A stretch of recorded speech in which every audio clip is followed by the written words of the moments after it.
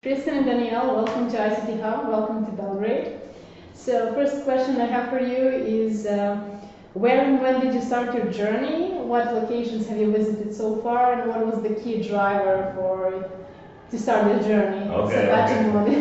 Yeah, that's a big question to start with. I think our driver, we have been together almost 12 years now, and ever since we first met each other, we've been trying to do at least like one international trip every year because we really find it very rewarding. We get a lot out of discovering new cultures, and traveling is just kind of like, it was always kind of our release from the working world, right, as it is for many people. And so when we started thinking about getting married and what that meant, we knew that we wanted some time away from work after getting married to explore and just kind of like find ourselves and focus on our relationship and not have like the everyday distractions of work.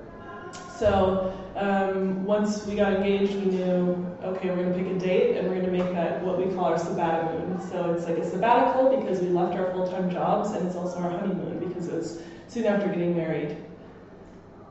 So you want to talk about... And now we've been to 22 countries in like about 6 months. We've been traveling since the beginning of the year. We plan to continue traveling into next year. And as we go, we're kind of have two things in mind. One, we're like, okay, like can we share what we've learned, in Silicon Valley and San Francisco over the past 5 years, and even the past 10 years of like our relationship and how to work with community and culture and grow a business, and way back to like the first startups in Minnesota. And then we're like, oh, also like what else is there, what's happening in these other places, not just, what's happening in the startup scene, what's happening in innovation, what does home mean to us, and what could some of these places, maybe Belgrade could be home. So we're kind of like very, very open right now this year to like rejuvenate, refresh, and rethink some of the ideas and start new projects. And what location did you like the most so far? Well, Belgrade, 100%.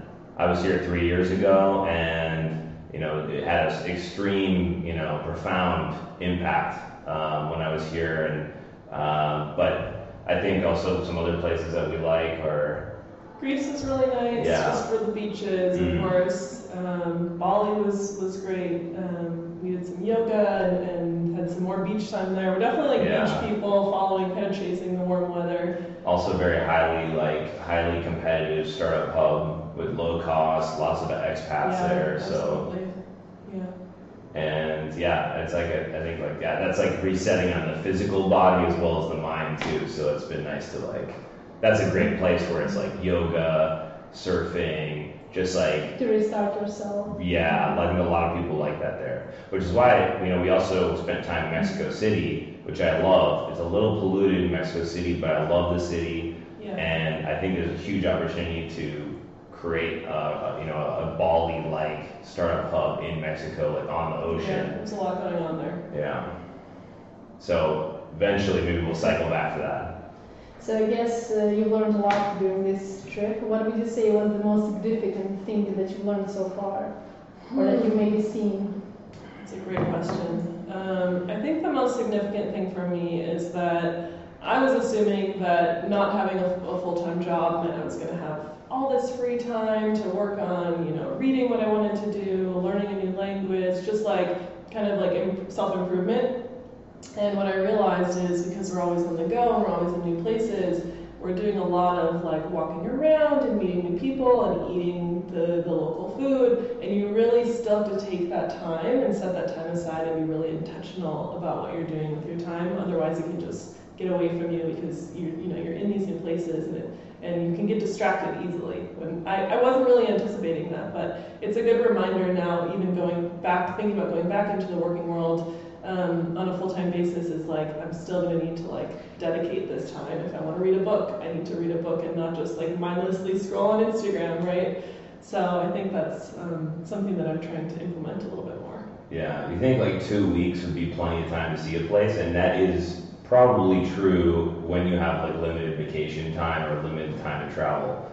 But when you're like, this turns into your lifestyle, it's actually something that is enough time to like get settled, but then as soon as you're settled, you're like moving again. So I think one of the places we stayed, and another, I guess, even beyond Serbia, just like the Balkan region, why we love it is like we spent a month in Albania, and we also worked with entrepreneurs there, and it was so nice like to have 1 month in one place. And so we're like, as much as we can, let's extend the time we spend in places so that we have more time to kind of clear our heads and clear our schedules, and then also have time to like open, think, and have silent thought around some of the things that, our hobbies and other things we want to accomplish this year, new skills we want to learn.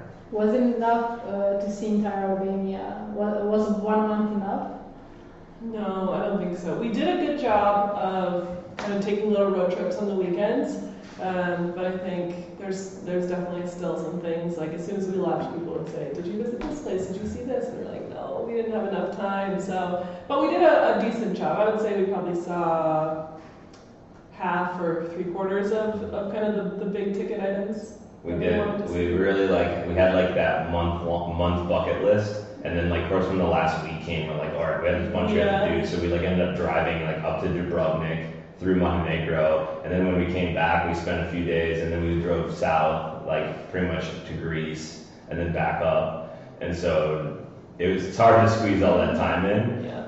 I think we probably tried 2 months, but I think a month in a place is probably a good first stab to get a feel and see if you actually want to stay there for a bit, and and even if you don't like the place, you still have time to get some ideas out of your head, blog, work on things on the computer that you don't necessarily need to always be out every day. So do you have a plan that you're sticking to, we're gonna spend this much time in this place, or do you change it in regards of how you feel in the place, and how much do you like it when you get there? We left it pretty open when we first started the trip. We kind of had a few things throughout the year we knew that we wanted to go to. We went to a festival in South Africa called Africa Burn, similar to Burning Man in the US, and we had a friend's 40th birthday, which is why we're in Bali, because he was throwing a party there for all of his friends. So we had a few dots on the calendar, and otherwise we kind of left it open to where we were called and what opportunities came up. Right now, I think we mostly have the rest of the year planned, and we're just starting to talk about what we're thinking for next year. We definitely want to spend some more time in Asia and Australia, and trying to see what programs we can work with there, who needs help, where we can help. So not quite sure. We don't have an exact cutoff date for when the trip will end. We're kind of seeing, is this something we want to make more of a lifestyle? Do we want to work somewhere for 6 months and then kind of think about working somewhere else for 6 months and kind of keep traveling and having temporary homes? So we'll just kind of see what strikes us and where we go from here. Yeah, when we first we thought we'd be more vagabonds and no idea what our schedule would be. We just kind of decide every day what we want to do. We're probably a little bit more planners than that, is what I think what we found out. It's also stressful not knowing, and it takes work to book a flight and book a hotel, and you don't always. It's kind of nice to have everything done, because then you can enjoy yourself rather than we have to go back to the hotel because we have Wi-Fi there and we can book things, and you kind of feel obliged. We've kept the stress level very low, I feel this year. It's been actually much easier to integrate into this lifestyle than we thought. Yeah. Mm-hmm. Okay, so you've been meeting a lot of entrepreneurs and a lot of teams. Do you see some common mistakes that are repeating between different startups in different parts of the world? And do you see some mistakes repeating, and how can teams overcome them? One thing that I notice, and it's not with every company by any means, but a lot of times, because my background is very much in culture and the employee experience, I talk to a lot of founders who say, I think I hired the wrong person, or I need to hire this position, but I'm not really sure who I should bring in or how it's going to affect the team. I think a lot of founders with very small teams oftentimes are well, I know I need a VP for, engineering or what have you. And they kind of rush into the hire because they're like, I have so much going on and the team needs this and I need this. And they don't always do the due diligence to vet this person and make sure that they mesh and make sure that it's a values fit, because sometimes companies haven't even determined what their values are yet, and they hire into, especially with leadership roles, they hire too quickly, and then that can have a detrimental impact on the entire team, especially if you only have 5 other people working with you, and this person comes in and they're just trying to overhaul and they don't really understand the mission of the company and they don't work well with anyone else, and it can be poisonous. So I always try to encourage founders and other leaders who are in hiring positions to kind of educate themselves on what a good interview looks like, how to give feedback after an interview, how to talk about what you thought of this person unbiasedly with your other colleagues, and then when to know how to pull the trigger on hiring someone. How important is it for a company to have a culture from start, let's say from founders only to thousands of employees? Well, the thing with culture is that it already exists, whether you acknowledge it or not. As soon as a company starts, whether it's one person just working on their own thing, or 2 people, or 200 people, it's already there. So I think the important part is just acknowledging that you want to impact it, that you want to be aware of it, and then you can kind of go from there. You can say, okay, what does my culture look like today? And what do I want my culture to be? And how can I use my values to get us there? And then from there, once you have your values determined, that really helps you with decisions like, how much maternity leave am I going to give my employees? And what's the next product update that we're going to do? Because how important are our customers to us looking at the business? And that can really lead a lot of internal and external decisions. So I think culture is super important. A lot of people think it's kind of like this fluffy, hot topic term that, especially technical minds don't always think that they know what to do with it or how to do anything with it. So that's when bringing someone else in who kind of cares about it and can help you mold it and help determine what's important for you if you can't kind of pull that out of yourself. So I think it's important, and there are definitely examples of companies who kind of have ignored culture, and it comes back to bite them because their employees feel it, their customers feel it, and it really does impact numbers at the end of the day, whether founders or leaders want to acknowledge that or not. There are a lot of case studies about it, so it's very, very interesting. Do you want to talk about some mistakes that you've seen? I think a lot of times Danielle kind of hit the nail on the head, and not thinking about some of these aspects. Maybe they've a founder has seen too many Steve Jobs metaphors, and they're like, well, I can just be this sort of leader. And I think a big part of it is leaning into yourself and your own skills, and including your soft skills and not just your hard skills. And so I think a lot of founders are maybe I need to be like someone else, and they're not actually appreciating who they are, what sort of leader they could be, and developing that, and knowing that everyone has a different leadership style. So I'd say that would be great to see more people do that, because even in San Francisco I think that can happen. I think a lot of people, you probably heard the term groupthink, and people start thinking all in the same way because they think there's one way to do things, and it's just never the case. It's everything's a gray scale, a spectrum of choices and ways that you can run things. And so I think people, obviously there's certain technical things around businesses in finance and development and flows and structure, but within that structure it can be completely personalized. Okay, so you both work for companies and startups in Silicon Valley, and the competition in San Francisco is very fierce. So what can you say about how can a startup stick out? How can they have something that makes them different from a whole bunch of same or similar ideas? Yeah, well, that's a great question, and generally that's at 500 startups, a lot of accelerators, you'll say lean into your superpower, right? Find out what that is, and that should come out in your presentation, that should come out, to how you're pitching investors, like. So, I think one of that can be like your own skills as like a young leader, like a young entrepreneur, like early stage entrepreneur, that like people are investing in you, right? They want to be confident that you know what you're doing. They want to, see that there's a unique angle on the market. But at the end of the day, they're investing in a person that they think can take this to a larger level. So I think that's one angle of it. And then another would be like looking at how they can make their product not just a little bit different, but a significant amount different than what's out there today. Like we talked to a company recently and we're like, hey, like, what you're doing is definitely solving a problem, but there's other tools like this, that you're competing with. So how could you take your product and make this something that like, I would be dumb not to use as your customer?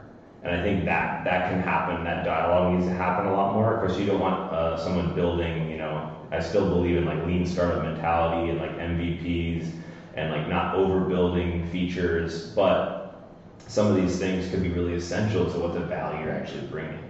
And without them, you don't really bring that much value to a space. Like most spaces, there's a lot of products already out there. So would you say that vision of a company is quite important for a startup from the start? Like how important is it to set that vision from founders to like many employees?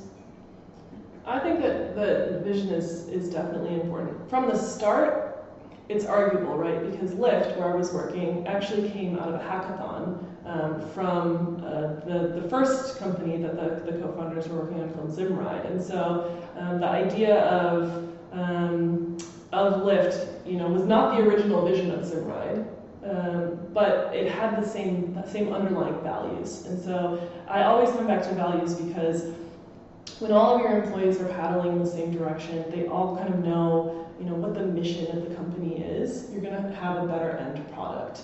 And so my mission, when we talk about standing out as a company, my mission is for every employee to say, I feel like I belong here. Because when your employees have higher satisfaction, that trickles down into your customers. Your customers have higher satisfaction because they can feel it coming through in the work that you do and the interactions that they have with your employees. And it just kind of all shines through, right? It's like if someone feels like they're dreading going into work the next day, well, their work output probably won't be as good as someone who's like, I'm so excited to go into work. I know exactly how the work that I'm doing contributes to the company and to our mission, and I'm helping us grow. And so I think that's really important for me, is to make sure that we're kind of educating our employees on what they're doing and why they're doing it. Would you like to add something? Yeah, well, and like what kind of Danielle already mentioned before, but like, I think vision, mission, and probably most of all, just like the core value, values and the mission of like what you're trying to do matters, because, even when you're starting out and you're like, yeah, some of these things don't seem as important, but really you're like setting your own structure to like how you want, the type of business you want to build, right? Like when Warby Parker, these glasses, started out and now, they're a unicorn company in the US, like they were like, we're going to do a 1-for-1. Where they donate a pair of glasses to someone who needs one every time someone buys one. Like they don't always like put that front and center of everything they do, but that's something built into the company from the very beginning that they wanted to do. So I think that's a lot of that value, that like return on community, like the impact of a business is decided very early on. And then if you don't take you don't take a stance, or you don't, find what your values are, or at least have an idea of them, then at some point along the road, it could be in a year, it could be in 3 years, like there's going to be some like breakdown, because you're going to have a whole company or a whole team of people that don't understand what the actual meaning of what they're doing is. Should we transfer values to community? Should we use it to help us build a community around the startup? And how is it important to have a community around the startup? I think without a community, you don't have dedicated customers that love what you're doing. And without that, you can't build a movement, something even a level beyond what your company represents. Think about Airbnb, and Airbnb does a very basic need. I'm going somewhere, I need to rent a place. And they're, at the same time, they're making, residential real estate or residential apartments more efficient, and like they're not sitting empty. But what they could do beyond that is like find a place, they have this, their brand represents belonging and finding meaning and living like a local. And Lyft does a lot of these things too. And they say, you're driving with your friend. And they try to create, these connections and these sparks that just mean something more than just a transactional business. I think when you have community, you also have loyalty. And I think that's good for everyone, right? That's good for your business, because that means that someone's not just, if they're looking to get a ride, they're not going to be like, who's closer or who costs less. Like, they don't go back and forth. If you have someone who's really loyal to your brand, they don't even have the competitor's app on their phone. Like, they know who they support, because we're coming into this time where you vote with your dollar, right? Your money supports the companies that you support when you support their values too. What worked well for Lyft and for Storefront when you were building your communities? Well, with Storefront, we definitely thought about it a lot like Lyft and Airbnb, and that's what we kind of envisioned to be, was this place that creatives, brands, everyone from Kanye West to a Nike doing an event, could come to us and open up a place that's an experience. And we saw this transition of experience, retail from being a place of transaction to a place of experience, and that meant deeper connections. And there's a lot of studies that show psychology around, my connection with an online brand that I never meet in person, and then one that I meet actually in the real world. And so that, I think we really strove to be that connection of we're going to help creatives first, because we're a marketplace. So there's definitely you could look at different angles and who you're helping, but we're going to help the people that are making cities more interesting to look at, to be in, and give them more of a voice in the urban dialogue that they haven't had before because of too expensive, too difficult to do.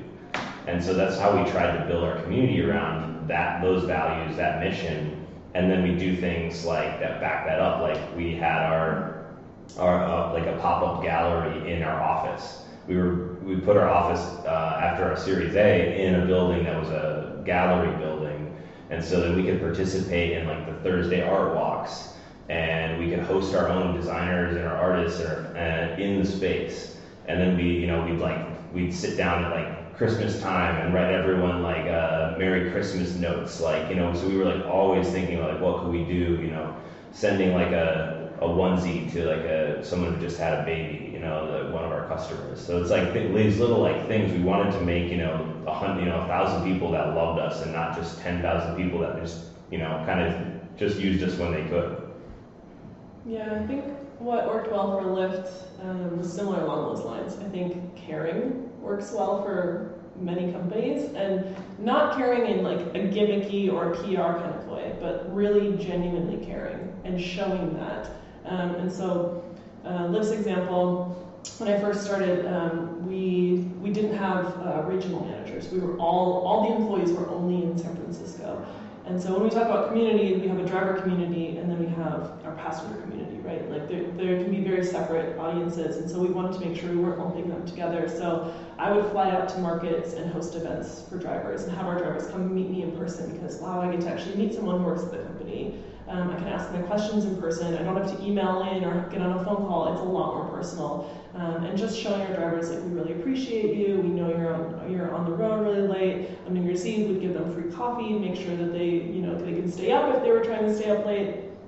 And then in terms of kind of our user base, Lyft in the last year or so rolled out a product called Round Up and Donate. So at the end of your ride, you could opt into this program where if your ride was, for example, $9.47, you could round up to $10, and that extra change would go to a charity of your choice that we had partnered with, and you had options in the app to do so.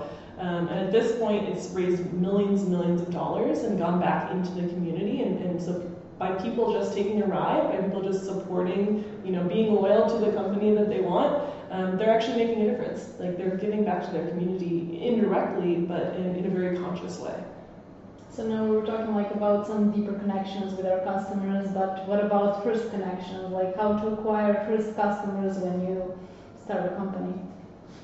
Yeah, it's a good question. Well, at the very beginning, sometimes you just have to walk the street, hand out business cards. That's true. Maybe the next stage is setting up a landing page where you're collecting even just an email. That's some of the things we did early on in Storefront before we even moved to San Francisco. It was like the summer that we started it in Minneapolis and Minnesota. And we just walked and talked to people and talked to our friends that were opening stores and just did all this research and got to know what people's problems were. And we had spent a lot of time in the creative community and going to art fairs, going to pop-up galleries, and so we just kind of figured out all those things. And once people knew what we were doing, okay, now we have people that we have demand, and we're like, okay, now we need to find supply. And there's this, this ebb and flow of a river with marketplaces where, once you get demand, you gotta get supply. Then maybe you have too much supply and you get more demand. And so we just started to try to become really good matchmakers from a really early stage. And a lot of things that don't scale, right? Yeah. A lot of people use the term smoke test. We would just do small tests without having to build a lot on the development side, just to see what we could do, to see who would sign up to, put their space in the platform. Maybe it was, an empty retail store, since, 1 in 10 are empty in the US. Maybe it was a bowling alley that had a little space to at night we have this sort of demographic, this sort of crowd coming. So artists, we could put in an artist here, every Thursday night. So it's we learned a lot in that early stage, just having conversations and trying different channels to see what would work without even building our MVP. Yeah, I think you can try a lot more things when you're smaller too, and sometimes you have to, because you can't go and buy a commercial during the Super Bowl when you're a very small new company. So at Lyft, we tried a lot of different things, and a lot would never have scaled, but they worked for us when we were very small. And you kind of have to keep iterating and getting feedback and understanding what's working, and if something's not working, why it's not working. And so we tried a variety of different referral type programs. If we need more drivers, and we would reach out to our current drivers and we'd say, do you have any friends who you think would enjoy this? Because we'll give them $500 and we'll give you $500 if they drive for 3 months or however many rides or whatever. So we kind of would tweak the numbers and play with the numbers, and it all depends on supply and demand. And I think something that really stuck was just if you have never used our app before, I can send you a referral link and you get a free ride and I get a free ride. It's very low cost, but kind of this instant gratification, right? It's we're both kind of getting something out of it. And I think, the bigger we got, the more we have raised, we've been able to kind of lean into more unique marketing tactics. We'll put celebrities in a Lyft car as a driver and dress them up undercover. And then people would get in the car and they would think they're just, why are there cameras in the car? It's just a training video that we're shooting, kind of fibbing to them a little bit. And then we make this whole series out of it, right? And so it gets us a lot of press, and people who maybe aren't in the tech scene, but they're in the sports scene, and suddenly they see Shaq was a Lyft driver. Oh, what's this app? I'm very curious about it. I'm going to download it and try it. So just kind of educating your other audiences in unique and fun ways. It is very hard for a startup to find fundraising, but also very important. What tips would you give to someone who doesn't have any connections? How to get a pitch with an investor?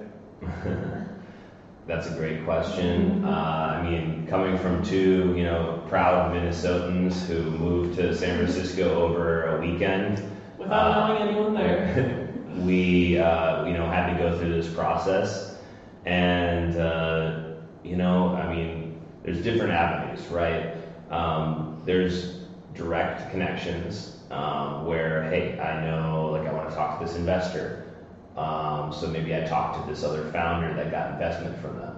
And I start having a lot of coffee meetings and talking to people that have done this before me, and maybe they're 1 or 2 stages ahead of me.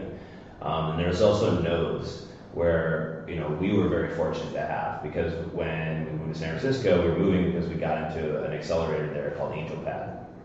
And AngelPad, which is now a very successful accelerator, it's had one of the larger accelerator acquisitions for like MoPub that went to Twitter for like 300 million. They had a lot of connections already. They were ex-Google founders. They helped us, frame that process. Now, of course, they didn't do the work for us. Like we had to do, seek out who to talk to, who was relevant, craft these emails, work on the follow-up because people are busy and they don't get back to you at the same time that you want to talk to them. But I think that's how you can kind of think of it. It's really just like fundraising is networking.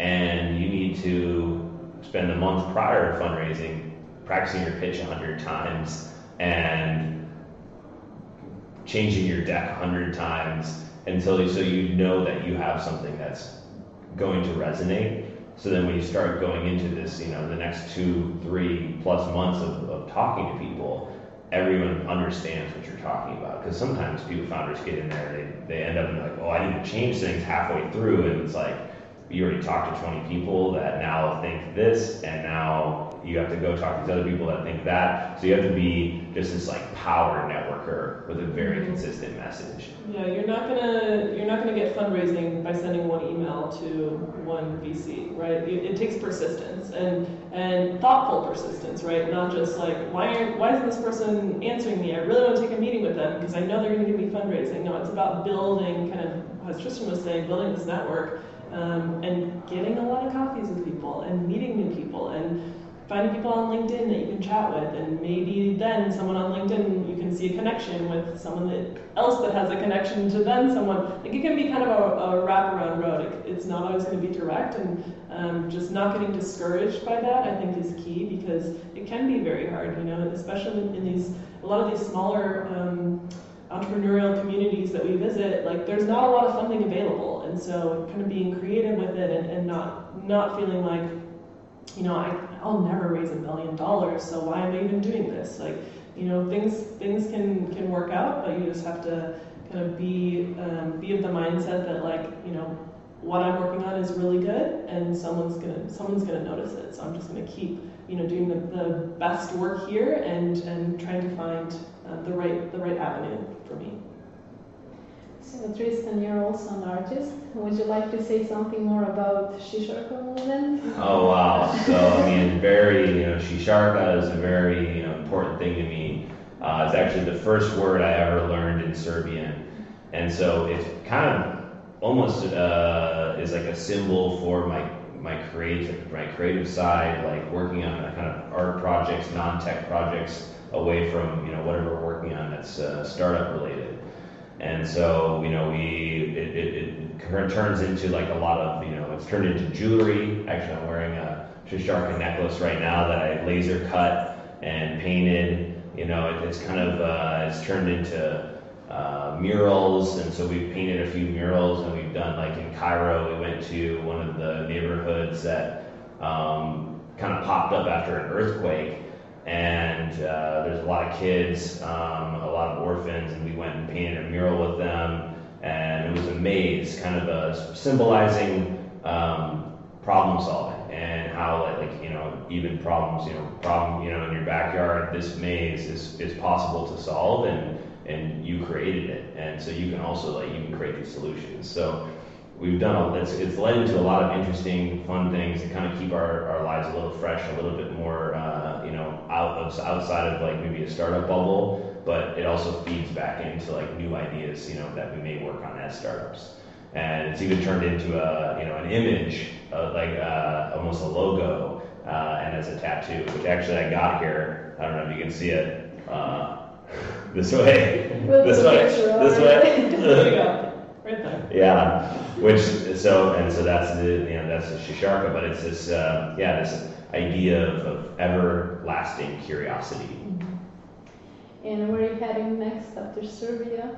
What are your plans? I don't think we're just going to live here. I don't think we're going anywhere. We're happy to hear that. You can move in nicely. Yeah.